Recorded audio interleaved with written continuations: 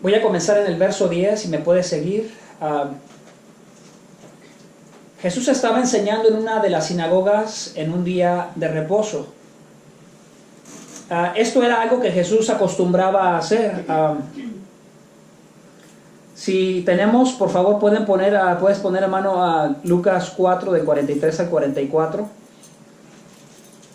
Pero Él les dijo: es necesario que también a otras ciudades anuncie el evangelio del reino de Dios, porque para esto he sido enviado. Y predicaba en las sinagogas de Galilea. Es interesante saber que la sinagoga jugaba un papel muy importante para los judíos dentro de su sistema religioso. Tú te vas a dar cuenta que en el Antiguo Testamento tú no ves tal cosa como la sinagoga. Tú ves lo que era el templo donde ellos iban a adorar.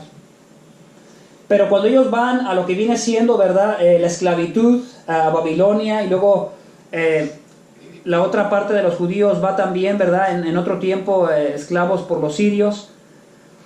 Ellos comenzaron, ¿verdad?, a instituir este tipo de lugares que eran conocidas como casas de instrucción. Como no tenían el templo como ellos, y para ellos el templo estaba en Jerusalén y el lugar sagrado, no podían obviamente ir hasta allá, había sido destruido. Entonces comenzaron a hacer a instituir este tipo de lugares para poderse reunir y para poder, ¿verdad?, enseñar las escrituras. Y de ahí viene lo que viene siendo las sinagogas.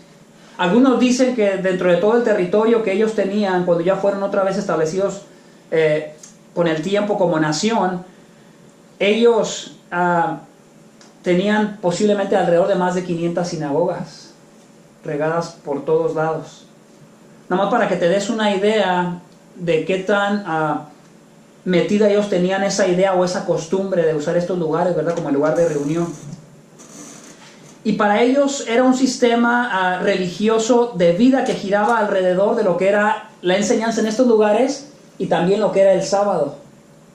Para nosotros posiblemente no tendría mucha importancia, pero para ellos sí lo tenía. Era algo que tenían ya, ¿verdad?, bastante arraigado.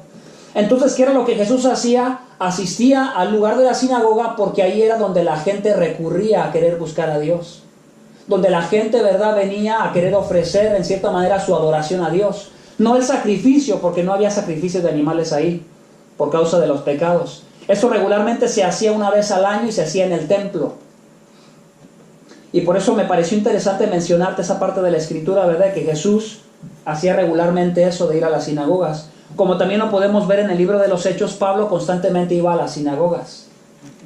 Porque sabía que los judíos iban a reunir ahí, iban a estar ahí. Sin necesidad de que él los tuviera que estar buscando. Entonces, ¿cuál era el propósito de Jesús de estar constantemente asistiendo a la sinagoga? Quiero leer Mateo 4:16. Si está ahí, por favor, lo puedes poner, hermano.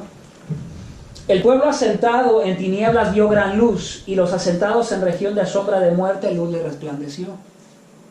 Jesús, siendo la luz misma, Él constantemente quería, ¿verdad?, resplandecer entre la gente. Constantemente quería darle la luz que venía de Dios para que ellos la pudieran ver, para que se pudieran arrepentir y pudieran venir a Dios. Voy a leer también 2 Corintios 4, 3 y 4, hablando un poquito acerca de la luz.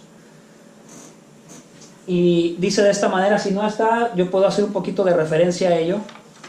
Y habla acerca de que Satanás tiene cegados a los hombres para que la luz del evangelio no nos resplandezca.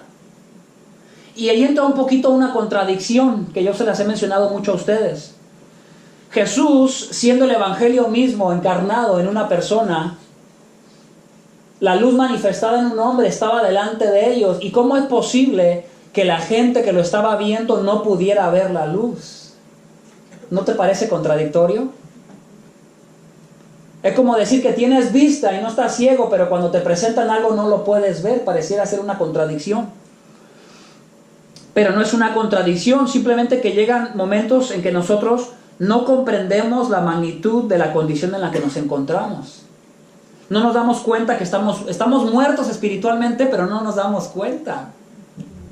Cuando tú le dices a alguien que está muerto en delitos y pecados, que está separado de Dios, muy posiblemente se ofenda. Porque él se va a creer que es una persona bastante religiosa, que su corazón está muy apegado a Dios, a su manera, así como estaban los fariseos también. Entonces, aunque Jesús era la luz misma, muchos dentro de las sinagogas permanecían ciegos y no veían la luz del Evangelio. Quiero pasar al versículo 6 de 2 Corintios, capítulo 4. Ese versículo hace la diferencia. Y dice de esta manera: pues Dios, que dijo que de las tinieblas resplandeciera la luz, es el que resplandeció en nuestros corazones para iluminación del conocimiento de la gloria de Dios en la faz de Jesucristo. O sea que al final, aunque Jesucristo estaba ahí como luz, al final no depende del hombre, no depende del hombre. Al final depende de Dios, porque Él es el que tiene el poder para hacer que la luz no solamente brille alrededor de ti, sino para que sea luz, esa luz creada en tu interior, para que tu corazón sea iluminado por el poder del Espíritu de Dios y puedas realmente comenzar a creer. Y por eso es bien importante esta parte de Corintios, porque te habla acerca de que aunque Pablo predicó el Evangelio, muchos no pudieron ver la luz del Evangelio, aunque tuvieron la luz enfrente de sus ojos.